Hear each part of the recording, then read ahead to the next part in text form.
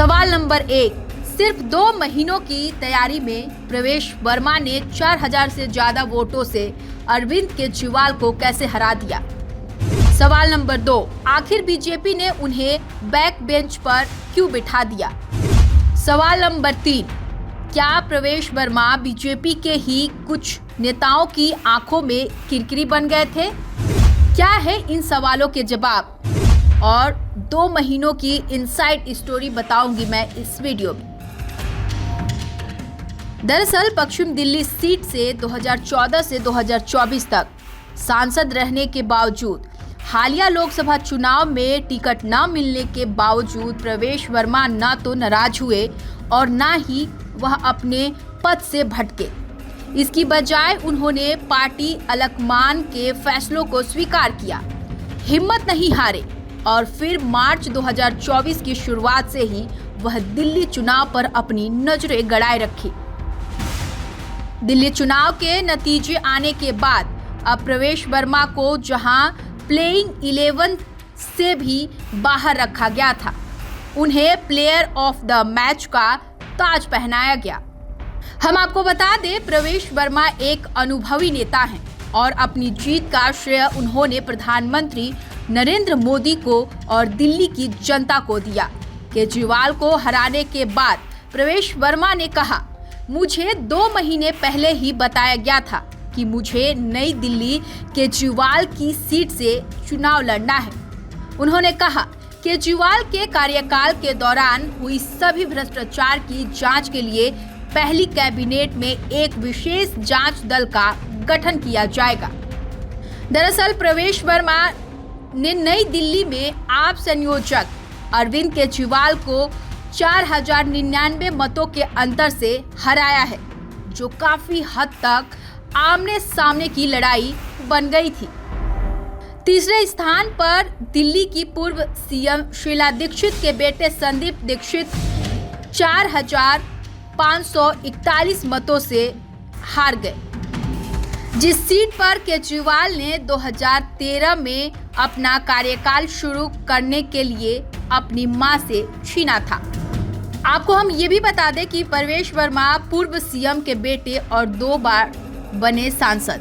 दिल्ली के पूर्व सीएम साहिब सिंह वर्मा के बेटे प्रवेश वर्मा ने संसद पहुंचने से पहले मेहरौली से विधायक के तौर पर जीत दर्ज की थी।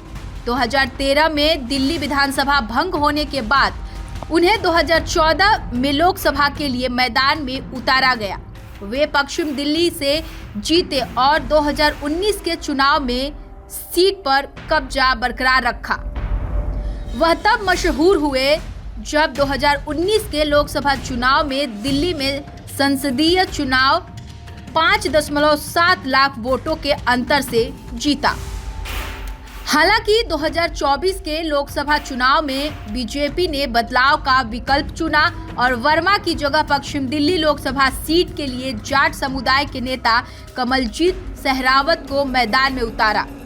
मार्च 2024 में टिकट कटने के बाद प्रवेश वर्मा ने कहा, बीजेपी द्वारा मुझे टिकट न दिए जाने के पीछे कोई कारण नहीं, यह हमारी पार्टी है जिसमें एक कार्यकर्ता सीएम बन सकता है और एक चाय बेचने वाला पीएम बन सकता है।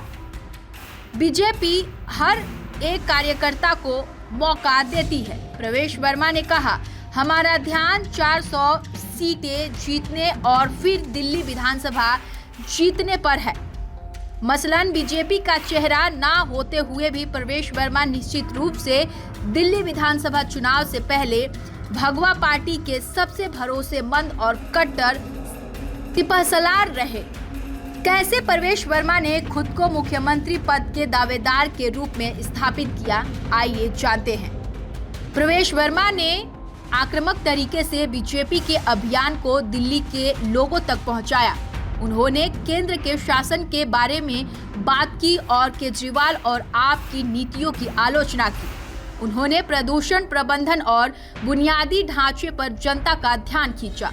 प्रवेश वर्मा के अभियान में अरविंद केजरीवाल के साथ तीखी नोकझोंक हुई, जिसमें संसाधनों के दुरुपयोग और सुरक्षा संबंधित चिंताओं के आरोप शामिल थे।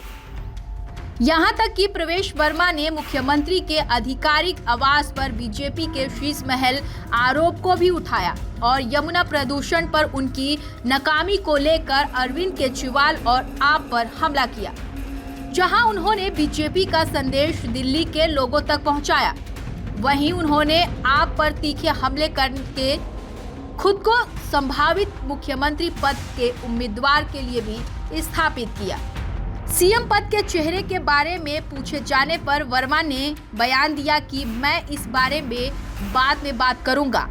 अब जब वह नई दिल्ली में केजरीवाल के खिलाफ जीत कर उभरे हैं, तो वर्मा ने जब तीखे चुनाव प्रचार के बारे में पूछा गया तो उन्होंने मशहूर गीत के साथ जवाब दिया, छोड़ो कल की बातें, कल की बात पुरानी, नए दौर में लिखेंगे हम मिलकर नई कहानी। आज सबकी नजरें प्रवेश वर्मा पर है। उन्होंने भले ही बीजेपी की 2024 की लोकसभा प्लेइंग 11 से बाहर कर दिया गया हो, लेकिन उन्होंने दिल्ली की राजनीति में सबसे बड़ा विकेट लिया है। अब सबसे बड़ा सवाल यह है कि क्या उन्हें कप्तानी मिलेगी? यह तो समय और भाजपा अलकमान ही बताएगा।